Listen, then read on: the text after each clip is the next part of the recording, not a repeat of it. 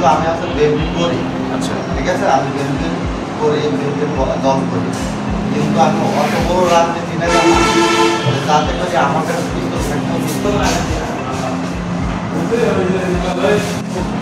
দল ভোররাতে আমাদের থানা এলাকার মেঘনাপাড়া এবং জামালপুর নামক দুটি স্থানে পৃথকভাবে অভিযান করে তারা পরিত্যক্ত অবস্থায় একটি দেশীয় তৈরি পিস্তল, সাথে এক রাউন্ড গুলি এবং একটি ম্যাগজিন এবং জামালপুরের ওয়ালটন আবারও মিলিনিয়ার অফারে ওয়ালটন ফ্রিজ কিনে আপনিও হয়ে যেতে পারেন মিলিয়নিয়ার।